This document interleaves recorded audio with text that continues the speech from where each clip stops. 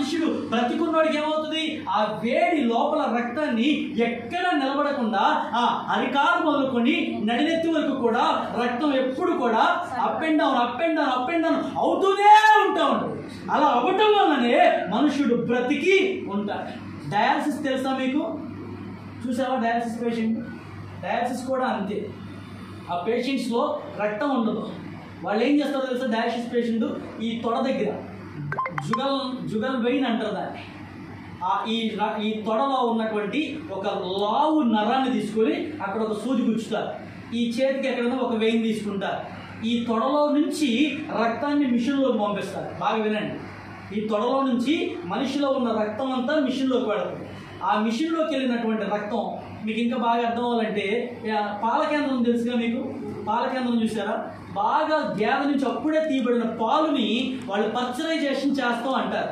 అంటే ఆ పాలన్నీ మిషన్లో పోస్తారు. ఆ మిషను మంచి స్వచ్ఛమైన పాలని నీళ్ళతో కలుపుకుంటూ బయటకు వస్తూ ఉంటుంది. అర్థమవుతుందా?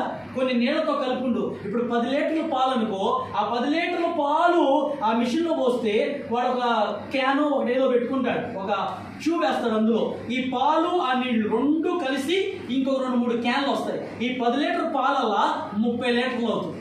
ఎప్పుడు? పర్చరైజేషన్ చేసినప్పుడు. ఈ స్వచ్ఛమైనటువంటి పాలలో నుండి వెన్న, నెయ్యి, ఇంకా ఏవైతే ఉన్నాయో ఆ బటర్ అవంతా కూడా వేరు చేస్తూ ఉంటుంది అన్నమాట. దానివల్ల అదంతా పక్కకి తీసేస్తారు. అలాగే మనిషిలో ఉన్న రక్తాన్ని ఈ తొడభాగం, వినండి, మనిషిలో ఉన్న రక్తాన్ని ఈ తొడభాగంలో నుంచి బయటికి తీసి మిషన్లోకి పంపించి ఆ రక్తం అంతా కూడా శుద్ధి చేయబడుతూ మీరు డయాలసిస్ పేషెంట్ చూస్తే పాలిపోయి కనపడతారు. మనలా ఉండరాడు.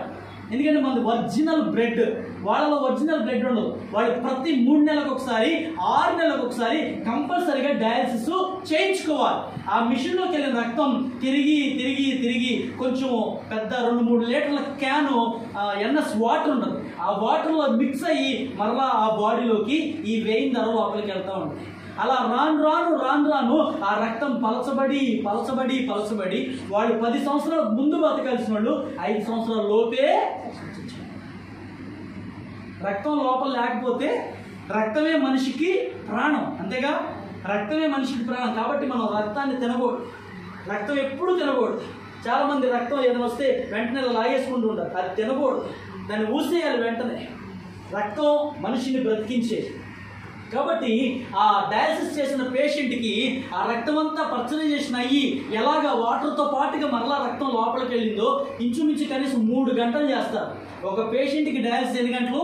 3 గంటలు చేస్తారు. ఆ తర్వాత వాడు బయటకు వస్తాడు, కొంచెం బలం తీసుకుని వస్తాడు. అది ఎంతకాలం? 3 నెలలే, తర్వాత 6 నెలలే, మళ్ళీ డయాలసిస్ చేయించుకోవాలి. ఇవి కిడ్నీస్కి ఎఫెక్ట్. చూడండి, సరైనటువంటి రక్త ప్రసరణ లేకపోతే కిడ్నీలు దెబ్బతింటాయి. వెన్నుపూస సరిగా నిలబడలేదు, చాలా నీరసంగా, చాలా బలహీనంగా కనబడుతూ ఉంటాం. కాబట్టి ఇలాంటి పరిస్థితులన్నీ ఉంటాయి. కాబట్టి మనిషి ఎప్పుడు కూడా ఎలా ఉండాలి సార్? వెచ్చగా ఉండాలి. అలా వెచ్చగా ఉండాలని ఎండలోకి వెళ్ళి నిలబడతామో ఏదేదో చేయొద్దు. జీవించినంత కాలం దేవుడిచ్చిన ఆయుష్కాలం అంతా కూడా దేవుడి యొక్క వాక్యాన్ని చదువుకుంటూ మన జీవిత కాలాన్ని గడిపినప్పుడు దేవుని ఆయుష్కాలమే మనల్ని బ్రతికిస్తూ ఉండదు. దేవునికి మహిమ కలుగునుగా. అది 2 విషయాలు, చల్లగానైనా ఉండు, వెచ్చగానే. తర్వాత విషయంలోకి వచ్చేద్దాం. చూడండి, ముగించుకుందాం.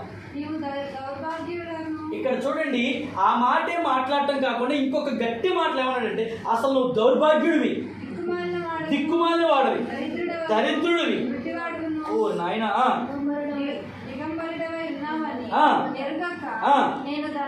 ధనవంతుడను ధనవృద్ధి చేసుకొని ఉన్నాను, నాకేం కొదువు లేదని అనుకుంటున్నావు.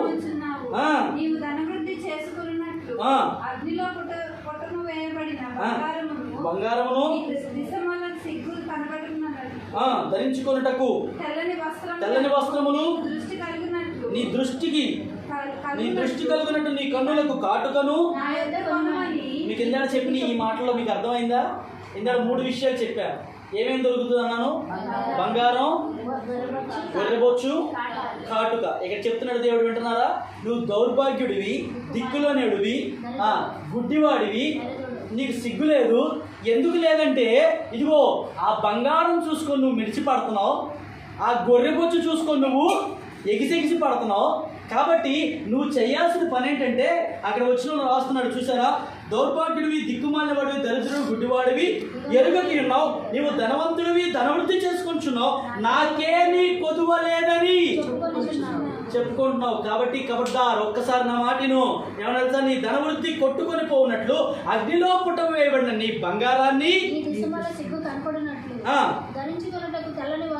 వాళ్ళు అనుకుంటున్నారు, మేము గొర్రె బొచ్చుని మేము ఉత్పత్తి చేస్తున్నాం కదా, తద్వారా మాకు మంచి వస్త్రాలు అనుకున్నారు. ఆ వస్త్రాన్ని లాగేసేవాడు ఎవరో తెలుసా, దేవుడే. కాబట్టి నీవు ఆ వస్త్రాలు తయారు చేస్తున్నాను అనుకొని విర్రవీగుతున్నావేమో. ఓ లవోదికీయ సంగమా, జాగ్రత్త, నీ బంగారాన్ని పుటం వేస్తా, ఎందులో, అగ్నిలో పడేస్తా.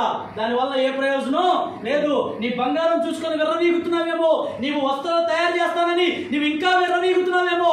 మూడవసారి ఏమంటున్నాడో తెలుసా, నీ